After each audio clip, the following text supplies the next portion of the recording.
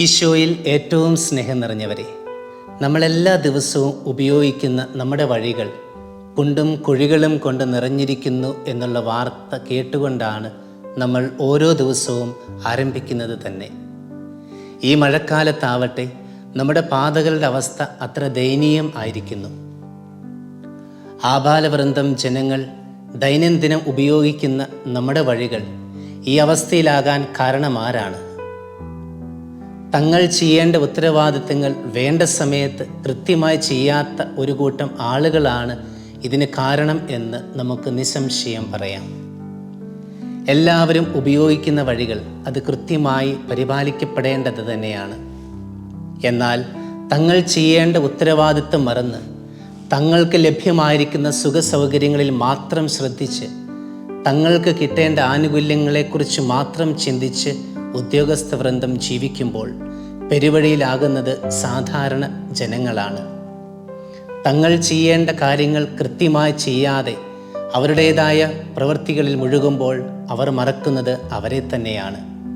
ഇന്നത്തെ സുവിശേഷത്തിൽ നാം കാണുന്ന മറിയവും അതുപോലെ തന്നെയാണ്. ആതിഥ്യ മര്യാദയുടെ ചുമതലകളിൽ അവൾ വ്യഗ്രതപ്പെടുന്നു. അവളുടെ അതിഥിക്ക് ഒരു മികച്ച അനുഭവം സൃഷ്ടിക്കാൻ ശ്രമിക്കുന്നു. അവളുടെ ശ്രമങ്ങൾ പ്രശംസനീയമാണ്. പക്ഷേ അവൾ പല കാര്യങ്ങളിൽ ആകുലയും അസ്വസ്ഥയുമായിത്തീരുന്നു. യേശുവിൻ്റെ സാന്നിധ്യത്തിൻ്റെ യഥാർത്ഥ ഉദ്ദേശ്യം അവൾ കാണാതെ പോകുന്നു. മറുവശത്ത് മേരി ധ്യാനാത്മകമായ സമീപനത്തെ ഉൾക്കൊള്ളുന്നു. അവൾ യേശുവിൻ്റെ കാൽക്കൽ ഇരിക്കുന്നു. പൂർണ്ണമായ സാന്നിധ്യവും അവൻ്റെ വാക്കുകൾക്ക് ശ്രദ്ധയും നൽകുന്നു.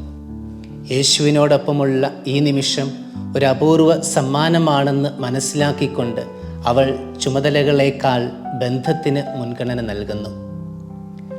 മർത്തയുടെ അപേക്ഷയോടുള്ള യേശുവിൻ്റെ പ്രതികരണം കാര്യത്തിൻ്റെ കാതൽ വെളിപ്പെടുത്തുന്നു. അവൻ അവളെ സൗമ്യമായി ശാസിച്ചു. മർത്ത, മർത്ത, നീ പല കാര്യങ്ങളിലും വ്യാകുലപ്പെടുകയും വ്യതിചലിക്കുകയും ചെയ്യുന്നു. ഒന്നേ ആവശ്യമുള്ളൂ. മറിയം ഏറ്റവും നല്ല ഭാഗം തിരഞ്ഞെടുത്തു. അത് അവളിൽ നിന്ന് എടുക്കപ്പെടാത്തതാണ്. ഈ വചനഭാഗം നമ്മുടെ ദൈനംദിന ജീവിതത്തിന് നിരവധി പ്രായോഗിക ഉൾക്കാഴ്ചകൾ പ്രദാനം ചെയ്യുന്നുണ്ട്. ഒന്നാമതായി, കുറേയധികം കാര്യങ്ങൾ ചെയ്തു കൂട്ടുന്നതിനേക്കാൾ സാന്നിധ്യത്തിന്, ബന്ധത്തിന് മുൻഗണന നൽകുക. യേശുവിൻ്റെ കാൽക്കൽ ഇരിക്കാനുള്ള മറിയത്തിൻ്റെ തീരുമാനം ദൈവത്തോടും മറ്റുള്ളവരോടും കൂടെയുള്ള ചുമതലകൾ നിറവേറ്റുന്നതിനേക്കാൾ പ്രധാനമാണെന്ന് നമ്മെ പഠിപ്പിക്കുന്നു.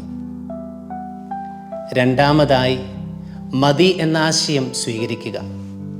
മർത്തയുടെ അമിതമായ തയ്യാറെടുപ്പ് മതിപ്പുളവാക്കാനുള്ള ആഗ്രഹം വെളിപ്പെടുത്തുന്നു. മതിപ്പിന് വേണ്ടി അമിതമായ പരിശ്രമങ്ങൾ നിർത്തുക.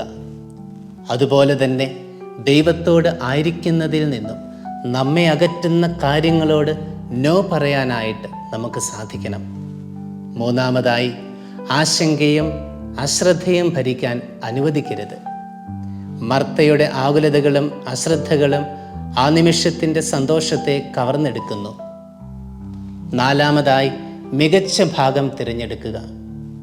ചുമതലകൾക്കും ഉത്തരവാദിത്തങ്ങൾക്കും അപ്പുറം യേശുവുമായുള്ള അവളുടെ ബന്ധത്തിന് മുൻഗണന നൽകാനുള്ള മേരിയുടെ തിരഞ്ഞെടുപ്പ് ദൈവവുമായുള്ള നമ്മുടെ ബന്ധമാണ് നമ്മുടെ ജീവിതത്തിലെ ഏറ്റവും അനിവാര്യമായ വശമെന്ന് കാണിക്കുന്നു. ഈ വചനഭാഗത്തെക്കുറിച്ച് ചിന്തിക്കുമ്പോൾ നമുക്കും സ്വയം ചോദിക്കാം, എൻ്റെ ജീവിതത്തിൽ ബന്ധങ്ങളെക്കാൾ ഞാൻ ജോലികൾക്കാണോ മുൻഗണന നൽകുന്നത്? ദൈവവുമായും മറ്റുള്ളവരുമായും ധ്യാനത്തിനും സാന്നിധ്യത്തിനുമുള്ള ഇടം എനിക്കെങ്ങനെ സൃഷ്ടിക്കാനാകും? എനിക്കെൻ്റെ ദൈവത്തിൻ്റെ ഇഷ്ടത്തിന് എതിരായി വരുന്ന കാര്യങ്ങളോട് നോ പറയാൻ സാധിക്കുന്നുണ്ടോ?